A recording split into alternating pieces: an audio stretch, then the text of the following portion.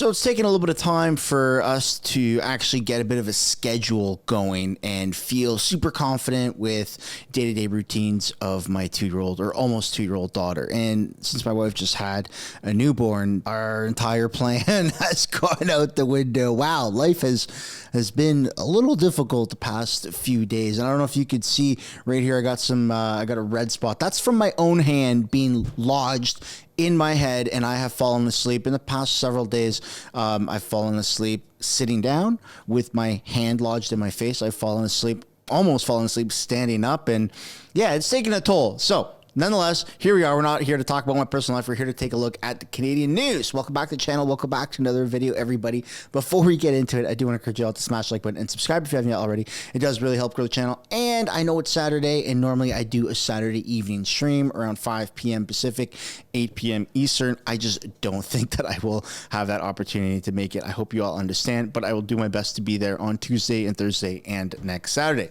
Without further ado, let's get into this video here. So let's take a look at the polls. The Conservatives are still sitting at 218 projected seats with a bottom line of 184 and a top end of 237. Liberals still at a measly 67 seats projected.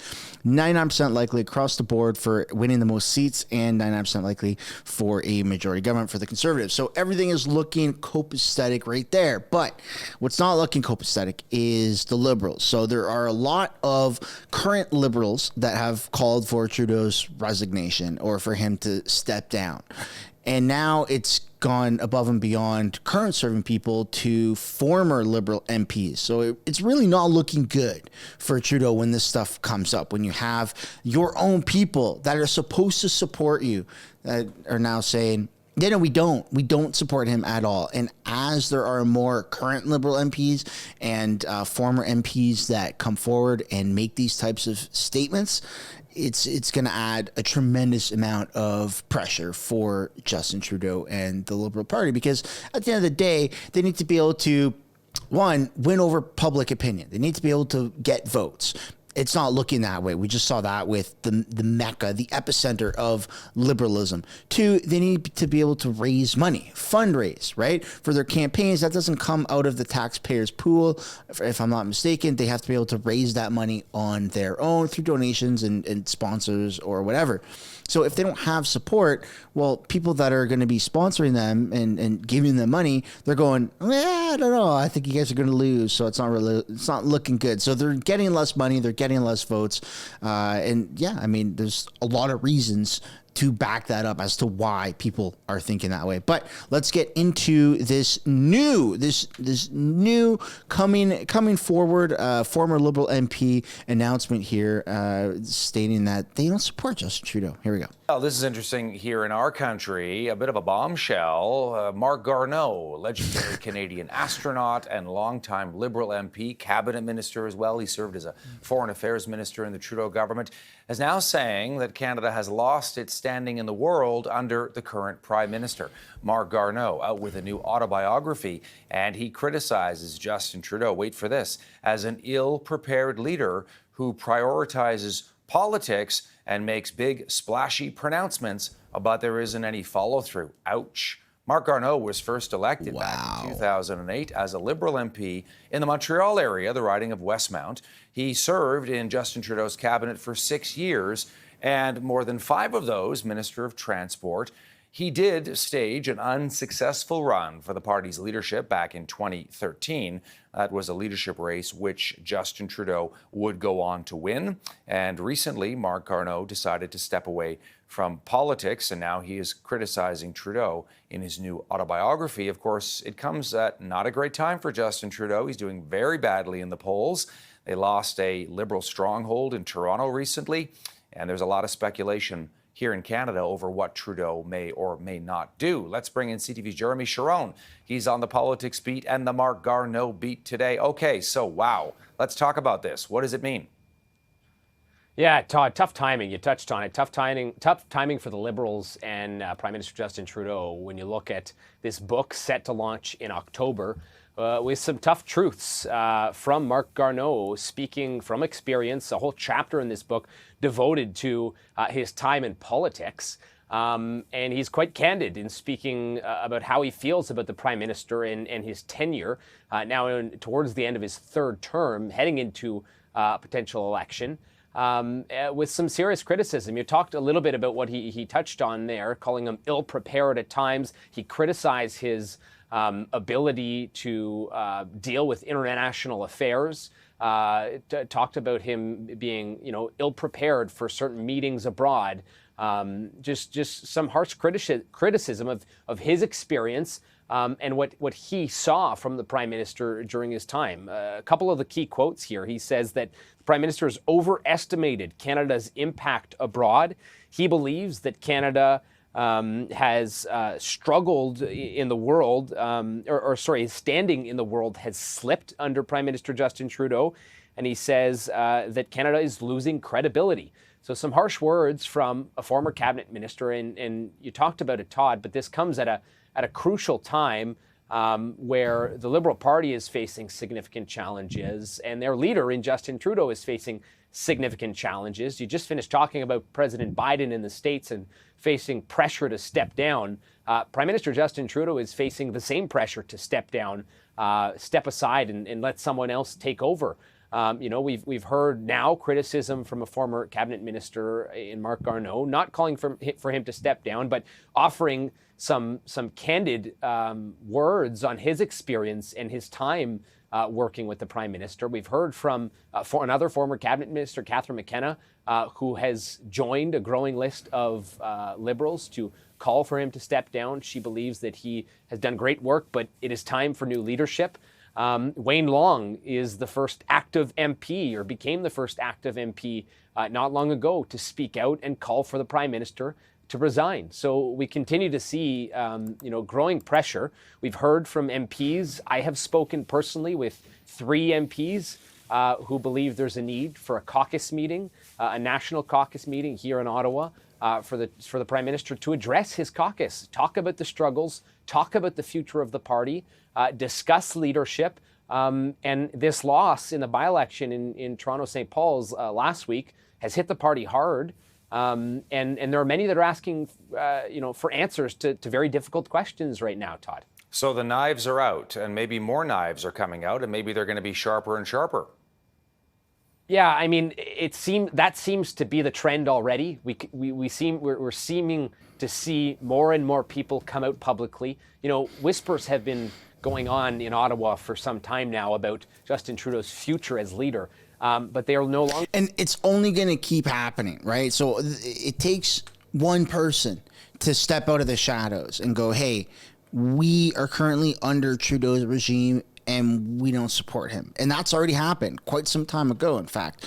And since then, you're starting to see it happen more and more and more. And it's getting closer and closer to Justin Trudeau's inner circle, which is absolutely phenomenal. And it's going to keep shifting the media narrative. I mean, CTV, CBC, Global News, they've all been, so to speak, microphones for the Liberal government, for Justin Trudeau himself. They haven't really done an adequate job of criticizing him. In fact, they have kind of left out a lot of very key things, such as, I don't know, the whole blackface thing, the Nazi thing, you know what I'm saying? Like, a lot of things that Justin Trudeau has done, the mainstream media just doesn't really acknowledge it. But this is something that they are acknowledging, which is fantastic. And look, we're going to take it where we can get it. I suppose we don't really have a choice in that matter. But it's really good because a lot of normies are watching the news. And now you have Liberal supporters that are watching this saying, hey, there's Liberal MPs that don't support Trudeau, current and past tense. And so now that is sending these trickle waves across our country politically, and people are going, well, they lost the by-election. MPs are coming out saying they don't support Trudeau. Why should I vote for Justin Trudeau? Which is the best question anyone in Canada right now can ask themselves. Why should I vote for Justin Trudeau? And, that list, maybe 9 years ago, obviously people had a checklist and they got what they wanted, right? Legalization of Mary Jane, and maybe there's some other things. But now, today, present day, 2024, 2025, if you ask yourself, why should I vote for Justin Trudeau? It's not that I ran out of things to say. That there's nothing to say, right? Sorry about that dead air, but there really isn't anything. He's not making life more affordable. He's not building more homes. He's not giving you tax breaks. He's increasing your cost of living, making things miserable, taxing you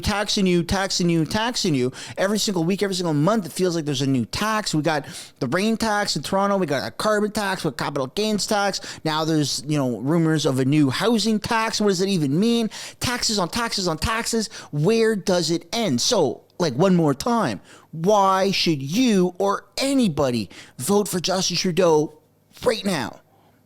There isn't a good reason. There isn't a good enough reason. He's progressive. He is empathetic. He says, yeah, Canada should be this utopia for emotions. Like that those are just words that he says, but there's no actions, and those words are kind of meaningless, right? It makes certain people feel a little bit fuzzy on the inside, but when they step outside of that fuzziness and into the real world, yeah, that fuzziness don't really matter. Like, the real world doesn't give a shit, right?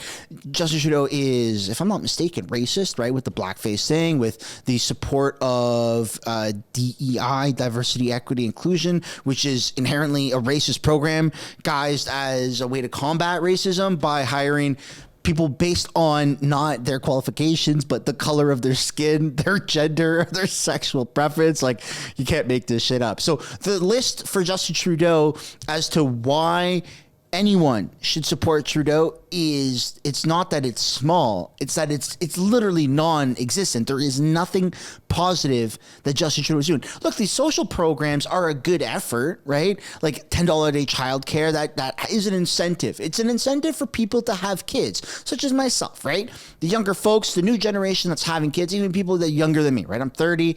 Right, so you got the 25-year-olds, the younger 20-year-olds having kids, whatever it is, right? Life is unaffordable. Maybe they don't own a house. Maybe they don't have a lot of savings. So $10 a day childcare, is that incentive? Factually, yes, that's an incentive to have children. But again, you need to be on like a 3 to 4 year wait list, and that's in the town that I live in of 75 to 100,000 people. So I can't imagine much larger towns or even smaller communities where maybe they don't even have the infrastructure to facilitate $10 a day childcare. So those incentives, they don't even really work, and that's costing us billions of dollars. So when you look into any possible reason why anyone would support Justin Trudeau, it's just not there. I hate to say it. Or I love to say it. I don't know. But factually, it's just not there. But let's continue this video here, folks.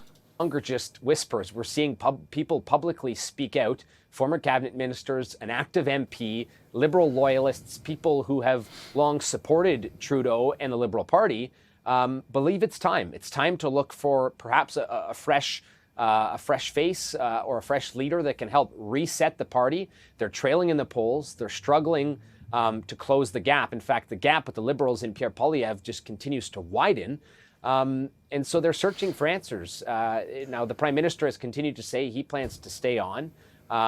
He's jumped right into the summer barbecue circuit, making stops in several cities across the country already, and claims that he will continue to lead the party, has dismissed calls so far for a caucus meeting here in Ottawa. But there are many people that are upset. And to your point, Todd, we've already started to see the sharpening of the knives a little bit, and more comments, more people speaking out publicly. There are many that believe we'll continue to see that trend throughout the summer. Instead of, MPs spending time in their ridings trying to bolster support and mend relationships with Canadians, they could be faced with defending their Prime Minister and facing more questions surrounding this rather than trying to close that gap. So there are many people that believe this has to be addressed ASAP, but there seems to be no urgency to do so yet from Liberal leadership. Well, two problems. One, if you ditch him, then who? And number two, you often hear that, he's a fantastic campaigner and he's great when his back is against the wall, and he loves a challenge. And in his mind, there is no darn way Pierre Poilievre is going to become the next prime minister. So, it's one thing to say he's got to go. Then who? Who is this magical messiah who's going to come from wherever and, lead them back to victory? I mean, is that really realistic at this point? It absolutely is not realistic. Look, even if he is like a diamond, right, and he does immensely well under pressure, the Liberal term incoming, fact of the matter is, the reality of the situation is, fuck, I hate those sayings, but the fact of the matter is, the reality of the situation is that there is no miracle play here. There is nothing that Justin Trudeau could do or say to fix what he has done. It's not a Pierre Poilievre rhetoric. It's not a right-wing extremist rhetoric. It's not because of hate and divisiveness caused anywhere externally other than Justin Trudeau. He's the one that has caused this. He's the one that is taking everything from us and going, you should be thanking us. We're here to help you. You should be happy that you are taxed more because it's going to solve this weather crisis, the climate crisis. That's not Pierre Poilievre isn't convincing millions of people that that's a bunch of bullshit. I'm not convincing millions of people that that's a bunch of bullshit. You already know that that's a bunch of bullshit. You can't convince somebody that that makes any sense. Apparently, some people believe it because they're diehard extremists. But other than that, it's just factually kind of insane to do that, especially when we're in a time of an economic crisis. You have homelessness has gone through the roof. It's skyrocketed. You see more tents outside on the streets than you can buy in a Walmart or Costco combined. That doesn't make any sense. That's a very clear sign that shit is broken. You have more people coming into this country than we're able to facilitate. That again is another massive sign that, hey man, shit is not working properly. You should address this. But no, Justin Trudeau's plan is more. Make it happen. More. We're going to figure it out. More. But he has not done an adequate job of facilitating any of these things before he's ramped them up, right? So the housing crisis, he has not done a great job, even a mediocre job. He's not even done a good job. He's not even done a job of facilitating the housing crisis or adding any sort of solutions to the housing crisis. He's made it. He's part of the reason why there is a housing crisis. He's added in all these barriers for cost, all this wait time for permits. You want to build a subdivision, right? You got $50 million sitting in a bank account or an investment vessel. You're like, hey, I want to build this subdivision here, this apartment complex. What do I need to get done? Well, I need permits. I need to hire contractors and all of these things, right? So you go to the city, you go to the province, wherever you have to go, and you look at all these permits. Well, there's a 18-month waiting time. Okay, well, what do I do for the next 18 months? Well, then that 18 months deadline gets pushed further and further, and it takes forever to get these permits, which is one example as to why there aren't a lot of houses being built. But no, I'm sure that Justin Trudeau needs 9 more years to fix what he's done in 9 years, right? That has to be the answer. Said nobody ever with common sense. Like, ugh. Precisely, Todd. You know, that's the biggest question. A recent Nano survey conducted for CTV News asked Canadians who they would prefer rather than the Prime Minister, and a quarter of Canadians said none of the candidates they felt pleased with. So, you know, there is no clear replacement. There is no, like you said, there's no messiah, there's no savior, there's no perfect candidate that can come through and save the day. And as you rightfully point out, there are many within the Liberal Party, strategists, senior people that still believe, you know, they've seen Prime Minister Justin Trudeau campaign in the past. They've seen what he can do. They believe that's where he shines. And they continue to maintain the only poll that matters is the poll on Election Day. So they still have faith in this leader's ability to be the one to claw his way back in a campaign where he has shined in the past in that kind of setting, for sure. Jeremy Sharon in Ottawa with the latest. Marc Garneau coming out with an autobiography in a couple of months, and it involves a lot of criticism of the Prime Minister. Thanks for this, Jeremy. Great chat. Anytime, Todd. Right. So we're going to start to see this happen more and more until the inevitable happens where Trudeau steps aside. And that's a very dangerous rhetoric that the government is, or that the government, Jesus, I even called the mainstream media the government sometimes. Sorry, get those wires crossed because they're not very far apart. The government's mainstream media, how about that? It's a dangerous rhetoric for them to be pushing that 1 out of 4 Canadians don't want any of the current candidates. Talk about American style politics, which is something that our own government has done, which is something said that Pierre Poilievre is doing, right? Justin Trudeau has said quite literally that Pierre Poilievre is pushing dangerous right-wing extremist American style politics guised under the whole MAGA thing, right? Trying to associate Pierre Poilievre with Trump. The mainstream media has also accused Pierre Poilievre, if I am not mistaken, of this dangerous right-wing extremist rhetoric of American-style politics. So you talk about the hypocrisy where American-style politics, you have these polls all the time that run that no one wants to vote for Joe Biden or Donald Trump, and the lesser of the two evils, and blah, blah, blah, blah. And the mainstream media brings that exact rhetoric to Canada. CTV just said it. That's never been said. I've never once heard 1 in 4 Canadians don't want to choose any of the political candidates as Canada's next prime minister.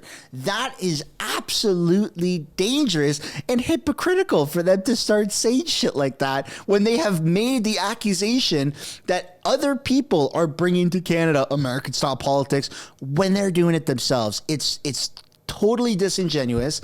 It's bad press, and it's horrible for them to do that. And I'd like to know what you guys think down below in the comments. It's almost like they accuse people with all of these names of being racist, homophobic, blah, blah, blah, and then they do that themselves. That's exactly what you just saw with this American style of politics by announcing bullshit numbers. Probably surveyed 50 people, and a quarter of those people were like, I don't know, I don't want to vote for Pierre or Trudeau. Yeah, right, man. That's just such a dumb thing to start to promote. And to be honest, that is probably going to be another avenue that mainstream media is going to explore. So if I were you, I'd be careful of falling for that type of rage bait, because that's looking for engagement. But I don't know. That's just dangerous. That's American style politics that they're literally trying to bring to Canada when they even accuse Pierre of doing that. I'm glad I caught that. That's where we're going to end this video, ladies and gentlemen. Love to know what you guys think down below in the comments. On your way out, I'd like to encourage you guys to smash like and subscribe if you haven't yet already, and enjoy the rest of your weekend. Bye for now.